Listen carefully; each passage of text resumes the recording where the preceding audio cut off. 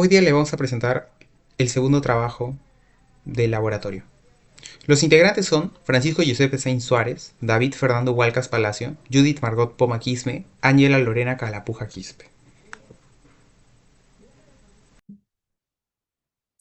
Elimina la relación entre la corriente y la fuerza magnética en el conductor. ¿Por qué?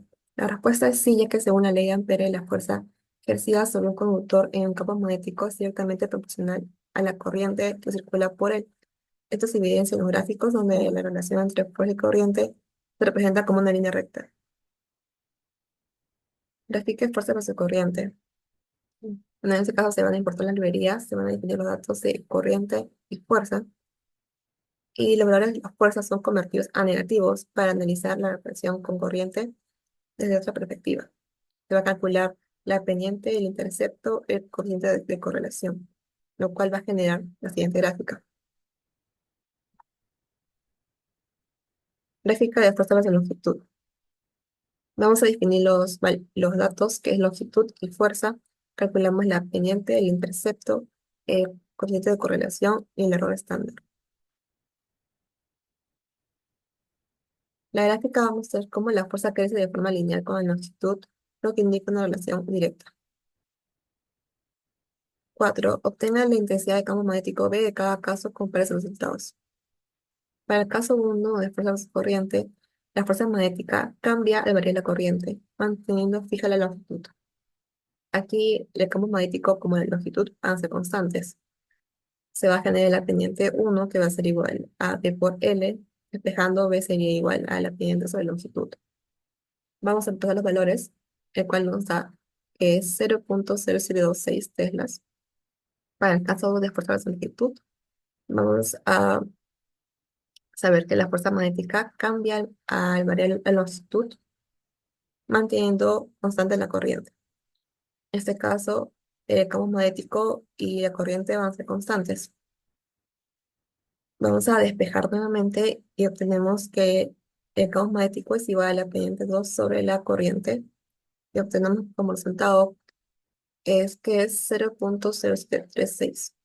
En este caso va a existir una diferencia de 0.001, pues los resultados no son iguales, aunque deberían ser similares. Este se puede deber a un error de medición o aproximación matemática. Conclusiones. Concluimos que los resultados confirman una relación lineal entre la fuerza ejercida sobre un conductor y la corriente que fluye a través de él, tal como lo describe la teoría del electromagnetismo. Esto valida experimentalmente la proporcionalidad directa entre más variables en presencia de un campo magnético.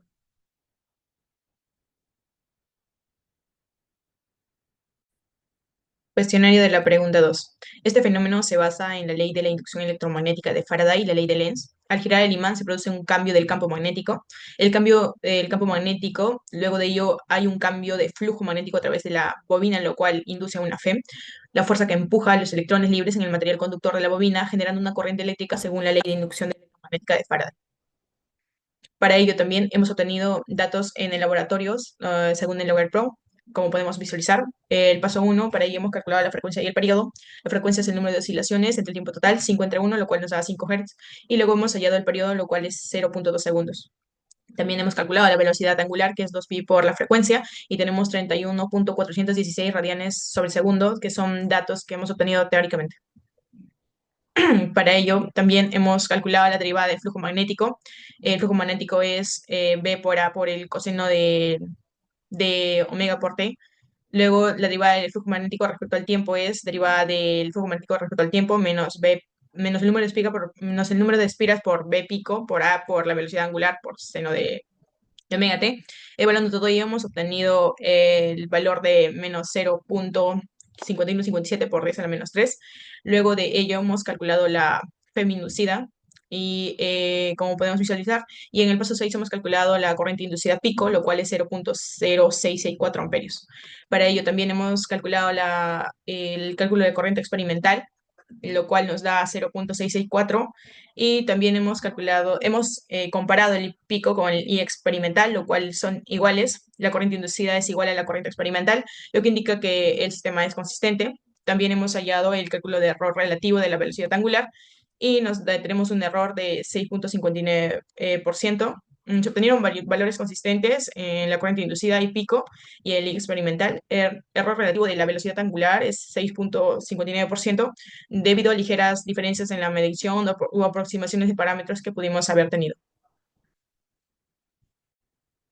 Pregunta 4, pregunta de programación. En esta ocasión yo les voy a explicar el código donde hemos hecho nuestro trabajo. En esta diapositiva mostramos cómo configuramos el entorno de trabajo para el análisis. Importamos las librerías necesarias como NumPy para los cálculos numéricos, Matplotlib para poder graficar. También montamos Google Drive para acceder a nuestros datos experimentales del tiempo, campo magnético y corriente inducida. Esto lo teníamos en un archivo TXT en Drive. En esta parte del código enfocamos en suavizar la gráfica del campo magnético usando un ajuste de curva para reducir el ruido presente en los datos. Definimos una función sinusoidal f de x donde los parámetros a, b, c y d representan la amplitud, frecuencia angular, desfase y desplazamiento respectivamente. Usamos la función curveFit para ajustar los datos experimentales y obtener una representación del campo magnético más precisa. En esta diapositiva mostramos la gráfica del campo magnético y la curva ajustada de Fit. Observamos cómo el ajuste sinusoidal se aproxima bien a los datos experimentales, eliminando el ruido. Calculamos también los parámetros ajustados obteniendo una amplitud de 0,00156 Tesla y una frecuencia angular de 29,48 radianes. Para calcular la corriente inducida, partimos de la ley de Faraday y consideramos la derivada temporal, en este caso de Bfit. Finalmente, graficamos y comparamos la corriente inducida calculada con IC de t con los datos experimentales IS de t, observando una buena concordancia entre ambas. Finalmente, calculamos y verificamos los valores experimentales obtenidos. Definimos B pico e I pico, que representan las amplitudes pico del campo magnético y la corriente. Usamos estos valores para calcular la resistencia del sistema R. Con la fórmula dada, obtuvimos el valor de 1,0504 ohmios, lo cual cumple con la condición esperada. Conclusión. En este proyecto conectamos teoría y datos experimentales de forma práctica. Calculamos el periodo, la velocidad angular y la corriente inducida, validando que los resultados teóricos coinciden con los datos experimentales. También usamos ajuste de curvas para reducir ruido, mostrando la utilidad de herramientas computacionales para entender fenómenos electromagnéticos. Gracias. Cuestionario del experimento 3. Primera pregunta. Explica el principio y funcionamiento del lanzador y la función que cumple la barra de hierro. Al presionar el interruptor, se establece un flujo de corriente en la bobina, lo que genera un campo magnético variable. De acuerdo con la ley de Faraday de la inducción electromagnética, la variación en el flujo magnético induce una corriente en el anillo conductor. Esta corriente, a su vez, produce un campo magnético secundario, que según la ley de Lenz se opone al cambio del campo original. Eso es lo que pasa en el anillo, que es aquí. Pero la barra de hierro hace que estos componentes se unan y generen una fuerza de repulsión, que es lo que genera que los anillos, cuando los coloquemos, se expulsen y recorran una cierta distancia. Segunda pregunta. Si se fuese a cambiar el anillo de cobre por uno con el grosor, uno con el doble de grosor, ¿cómo cambiaría el resultado experimental? El cobre, al ser mejor conductor que el aluminio, permite que fluya más corriente inducida al cambiar el campo magnético, generando un campo más intenso. Eso produce una mayor fuerza de repulsión, haciendo que el anillo de cobre recorra más distancias que el de aluminio o un anillo de cobre más delgado.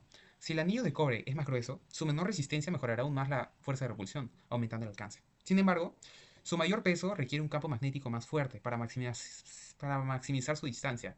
En resumen, el cobre, especialmente si es más grueso, permite un mayor alcance gracias a su mejor conductividad. Tercera pregunta. ¿Cómo cambiarían los resultados con una bobina con un mayor número de vueltas? Si se utilizara una bobina con un mayor número de vueltas, los resultados cambiarían de forma significativa. Según la ley de Lenz, el aumento de vueltas en la bobina generaría una fuerza electromotriz más intensa, incrementando la corriente inducida en el anillo siempre que éste forme un circuito cerrado. Esto se debe a que un mayor número de vueltas amplifica el cambio de flujo magnético. Esto haría que sea más potente su fuerza de repulsión y el anillo llegaría más lejos. Conclusiones. Material y el grosor del anillo. Si el anillo es más grueso, llegará a una mayor distancia. Número de vueltas en la bobina. Esto producirá un campo magnético más fuerte, lo que generará que lleguen más lejos los anillos. Leyes físicas. El experimento demuestra que los cambios en el campo magnético generarán corrientes y fuerzas que mueven el anillo, validando las leyes de Faraday y Lenz. Gracias.